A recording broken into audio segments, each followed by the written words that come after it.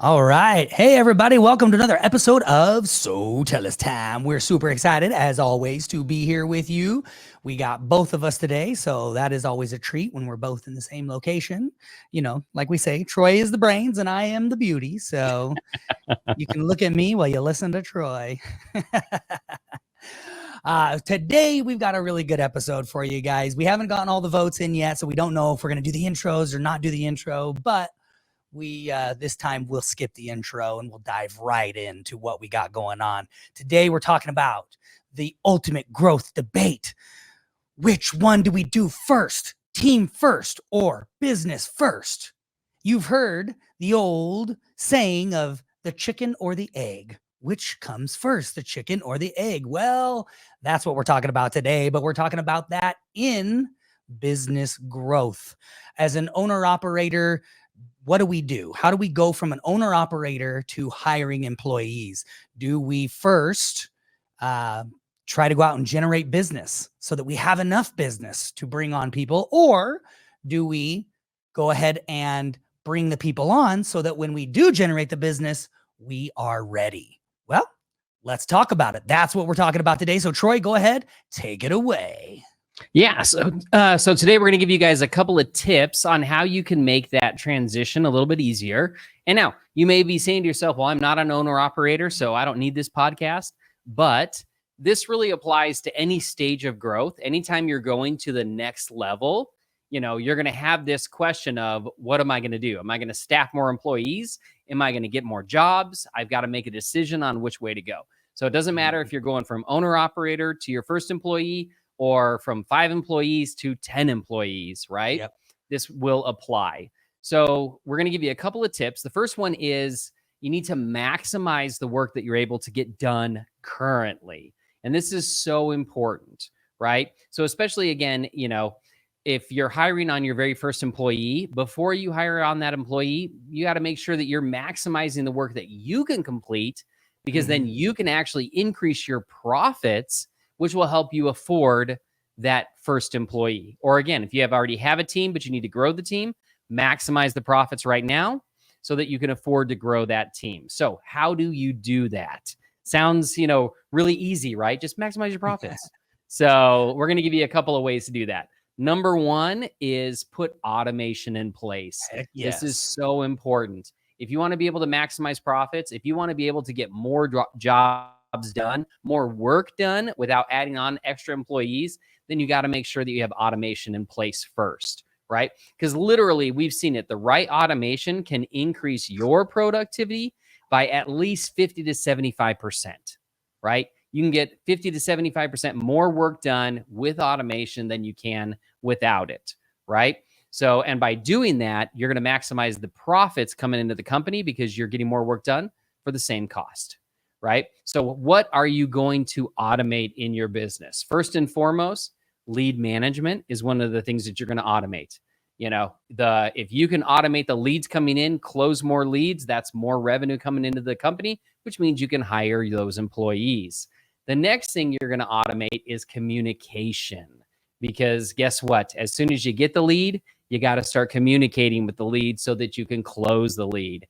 And where a lot of businesses fail is in the communication, in the follow-up, right? Or that's where they spend a lot of their time, is manually doing this communication with the leads and with their clients. And that's where they spend the majority of their time, which means they're not out closing more sales. So automating that communication is a really big part of that. And then another one is scheduling. So if you are scheduling, whether it's scheduling to do quotes, whether it's scheduling meetings, Zoom meetings, whatever it is, there is so much time spent in trying to coordinate schedules and then actually remind people to show up to those scheduled appointments that can be automated. That's something that can be very simply automated and get rid of that. We were talking with a client the other day, and she literally said, she goes, I pay an employee $40,000 a year just to do my scheduling. Yep. And to, then follow up and make sure that people are actually going to show up to their appointments at my center. And it's like, wait a minute, $40,000 a Oh, year for cancellations, that? reschedules, all that. Like she's paying somebody just to do that portion, which that is 100% should be automated. Absolutely. And then when she figured that out, she's like, "Oh my gosh, this I'm going to be able to not fire that employee. I'm going to be able to take that employee and have them work on something that's way more valuable for the business than just managing the scheduling of our centers." Yep. So another big one is invoicing and payments. You know, a lot of times we see business owners, especially if you're wearing all of the hats, you're really focused on getting the work done, and then you're not as good about getting your invoices out and actually collecting payments. And it's great to get the work done, but if you're not getting paid for the work, it's really not worth it, right? You Yeah. got to make sure you're getting paid. And that's where a lot of business owners start to struggle is they just are so focused on getting that work done that they're not actually sending out invoices. They're not actually collecting payments. And all of a sudden they realize that their receivables are ginormous. And they're like, why is there no money in the bank? Oh, because I haven't collected any. So invoicing and payments is, again, something that can be automated, right? You can have those automated invoices going out. You can have automated follow-ups for those payments going, hey, you need to pay your bill, right? Oh yeah. So those are just a couple of areas that can basically take a lot of the time that you spend as a business owner off of your shoulders and automate it so that you can help grow the business. And I will add, I'll jump in there too, going back to the communication portion of it, especially for our listeners who have employees. I can't tell you how many times we have an owner come in the door with, their top employees, right? Their managers, their directors, things like that. And as we're going through the process, creating the automation where there is, no automation and a lot of manual touches happening, I'll say, okay, great. So like, how many times does, your director reach out? And they'll be like, oh yeah, well, the director will jump in and be like, oh, we call him one time. And the owner will turn and be like, yeah, I mean, like one time. And then until we get a hold of them and they're like, no, we're so busy that we just call him one time. And the owner's like, what? And it's so funny to see the owners and what they think is happening with their employees who are manually doing things versus what is actually happening with those employees. And so it's great because it creates automation within that process so that now the amount of times that the owner thinks the person is being contacted, they are being contacted, right? And it's giving additional ways to be contacted. And B, it's helping the employees actually be more efficient, and which in turn, makes them a superstar and makes them shine in the owner's eyes, right? Yep, absolutely. I appreciate that, Trevor. Okay, tip number two, documentation and organization. This is really important. When you're getting ready to go to that next level, a lot of times we're like, I'm so busy, I just need to hire an employee. And you go and you hire somebody, and then your employee shows up, and they're like, okay, what am I going to do? And it's like, yeah, I don't know. They haven't even figured out what they're going to have that employee do. And there's no documents around it. There's no organization. And then you end up spending more time just trying to teach them what they're going to do, right? And train them than, so you actually spend more time doing that than getting work done. And now all of a sudden you're behind the curve, right? You thought you were hiring this employee and it's going to create a better employee, right? So what are we talking about? Like we're talking about organizing, what are they going to do? Putting together an actual job description. This is what you are going to work on. These are your roles in the company as an employee. And then actually putting together training of like, this is how you're going to do this. And this is how you're going to do this, and if you can take the time to lay that out, you will have a much better employee and they're going to like their job more because there's nothing worse than getting hired and being like sitting around going, I don't know what I'm going to do, Yeah. Well, and the other thing I would jump in there and add too for employees, especially a lot of times business owners pigeonhole somebody and they say, this is what you do and this is how you do it. And unfortunately, that can lead to, underutilizing your employees when they could be adding additional value to your business because you just say, well, you just do this. And so they're just doing what you want. But really, if you were to stop and say, this is what you do, this is how you do it, but is there anything additional that you think, any, skills that you bring to the table that could help the business? And you give them that, freedom, you give them that range to be able to share with you and even think about it, come back. But what else could they be bringing to the table? And then again, document what they're going to do, and then have them document it, right? Have them write up how they're going to do what they're going to do. Yep, exactly. Absolutely. So tip number 3, solidify your marketing. This is so important.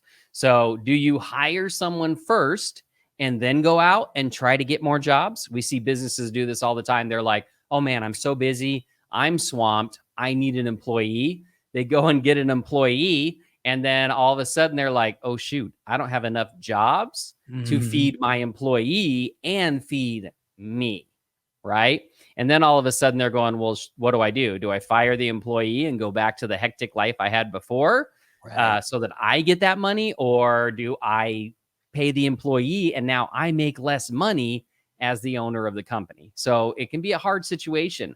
So what you want to do is you want to make sure that you get your marketing in place so that you're generating more jobs, right? And it may be that you get that marketing in place and you're like, okay, I'm super busy right now with what I'm generating, but I know that this works, which means as soon as I bring on that employee, I'm going to be able to ramp this up. And I know I'm going to get more jobs. I'm going to have more jobs for that employee to do. But don't get the employee and then try to figure out how to do the marketing, right? Because you can ramp the marketing up and bring in more jobs. So what do? We suggest that you really kind of stretch yourself, especially if you're a one-man show or one-woman show. Stretch yourself to get more jobs done, to maximize those profits, have that marketing in place, and then you'll feel confident going, I can hire this next employee, and now I can ramp my marketing up as well, and I'm going to be able to feed that employee. So what if you don't have enough jobs to support another employee? What if you're not quite there yet? What can you do? Well, there's a couple of things you can do. Depending on your business, you can create kind of a wait list. And you may say, oh, well, people aren't going to wait, for my services. They're going to go find someone else. And that could absolutely be true, depending on what business you're in. In the childcare industry, they create wait lists all the time where people join in advance, right? Because they want their kid to go to that school. So creating a wait list, offering a discount, hey, look, I'm really busy this week or the next week, but I want to take care of you. So I'm going to, if you can wait till 2 weeks out, I'm going to give you a little bit of a discount, right? So you're able to bring in more jobs, handle more jobs, bring in more revenue in the meantime while you're trying to figure that out. And you'd be surprised. A lot of our service guys, they do that wait list thing. It's like, hey, well, I'm 2 weeks out. I know that we have a dustless tile removal company that he tells people all the time, look, I'm 2 weeks out. A lot of times in that industry, that works for him because it's going to be a good chunk of change. And so it gives people time to like kind of prep for what's coming, right? Because they've got to move furniture and get things ready. They want to put the money together maybe. And then he will tell them like, hey, look, I'm a month out, but I'll give you this discount.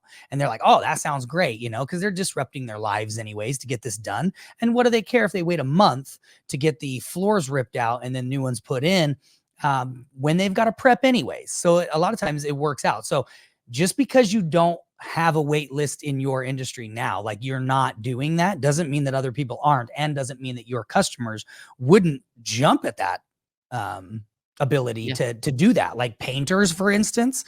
I mean, we just got the entire inside of our house repainted. And I remember it was great because he was like, hey, I'm 2 weeks out. And we were like, that's wonderful because we're actually going to like move out while you're doing this. We're going to go stay somewhere because it was like everything from top to bottom. So he was going to be in there at least a week. So we just decided we were going to do a staycation and get out for a week. And so we had time to get everything moved around and prepped and ready for him. So that worked great. And he was like, hey, and I can give you this discount if you go with me instead of, just jumping on the bandwagon of somebody else. And it was like, I appreciate that. So it worked out good. So just because you don't already have that in place doesn't mean that your industry can't support that.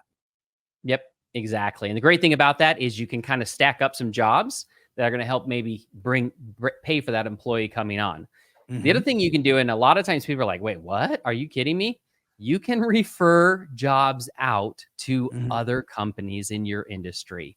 If Yes. you are so busy that you can't, keep up, and but your marketing's working, and you're like, I can either turn down my marketing, or maybe you're not ready to hire that employee. Guess what? Then refer jobs out. Go Mhm. to someone you trust and say, hey, look, I've got all of these extra leads coming in or jobs coming in, I can't handle it.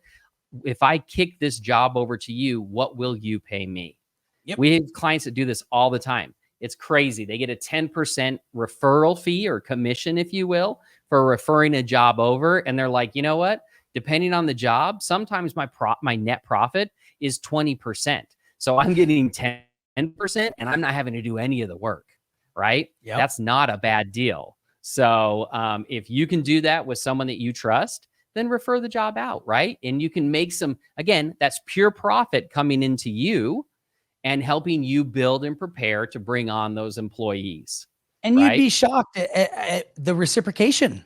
Like, people don't understand. We have a client that they wanted to turn their marketing down. And we were like, listen, why don't you refer, if you got too much business, refer it out to somebody else. Oh, I don't want to give it to my competitors. And I was like, guess what? You're giving it to your competitors anyways, because you're lowering your marketing. You're reducing your marketing. So they're going to get the job anyways. But this way, you get what, 10%, 15%? What will they pay? And then in turn, when they have a job that maybe falls in line with what you do better than what they do, it is not uncommon. And we get it all the time that they're like, oh man, you know what? They sent me this year in referrals. I got X amount of dollars, because you can track that. So you're giving, like, if you think, oh, I don't want to give it to my competitors. Well, you are anyways, especially if you're reducing your marketing dollars, you're giving it to your competitors for free. Yeah, that's a great point. Absolutely. Okay, tip number 4, outsource. So, you need to look for companies that you can outsource some of the work that you're doing for less than the cost of a new employee. So we just met with a client today. They're a medical professional.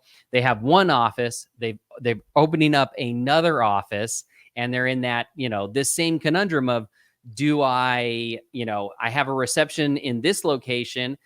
Do I just have her remotely try to cover the other one? She's super busy right now. I don't know that she's going to be able to do that. Do I go and hire another employee that's just sitting there that's not going to be busy because, that center is just getting started and doesn't have a large patient base yet, right? So we talked to him about, okay, well, what can you outsource, right? Meaning, you hire someone part-time to just go into that location and use it, just do a little bit. Or is there a company that you can hire, and there is, that you can hire and have them answer the phones and take care of that receptionist job in the interim until you need a full-time employee sitting in that location? And they're like, oh man, we never even thought of that. And we're like, yeah, exactly. For a fraction of the cost, since you aren't going to have a lot of phone calls coming in, you can hire this outsourced company to answer all of those calls for you. And they're like, oh my gosh, that's great, right? So that is another way to do it. Again, we also talked about hiring someone part-time. Maybe you don't bring someone on full-time right off the bat. And in fact, the same thing, what they did with this new center is they're like, man, to bring the cost of a medical professional to be there, 40 hours a week is going to cost us a lot of money. Mm-hmm. So instead, what they did is they went out and they found some medical professionals that don't work full time and said, hey, would you want to come to this location and pick up one extra day a week and make some extra money? And so they're utilizing that until they build up a big enough patient base that they can have a full-time medical professional there. So there are lots of different ways to do that. If you're in the service industry, maybe it's somebody that you just bring part-time to work on some jobs, that you need. There's lots of different ways, and again, as you take some of those tasks off of your list, like answering phones, automation, communication, things like that, outsourcing those either through automation or to another company, you're going to find that you get a lot more work done yourself. And then your employees, when you bring those employees on, they'll get a lot more work done as well. So outsourcing can be a great way to bridge the gap between where you're at now and where you're going to go, for that next stage. Anything else, Trevor, you want to add to that? No, that's great. I mean, honestly, these 4 steps, 4 stages, that it's perfect. Let's jump right into the homework, because that's exactly what it is. You need to look at your business and the stage that you're in, and what is the next step for you to grow? Which one of these 4 things do you need to implement? And then figure out a game plan. How are you going to implement this? Spend this week figuring out your plan to get this implemented by at least the end of the year. I mean, I understand that some of these things might take some time to set up and create, but that's okay. You need to get these things implemented, and they will absolutely change your business. It's like it. And if you're just starting with wearing all the hats, you can literally go 1, 2, 3, 4. Like, you can follow this right in order and set up your business. So it will absolutely help you. All right, guys. We love you. We appreciate you.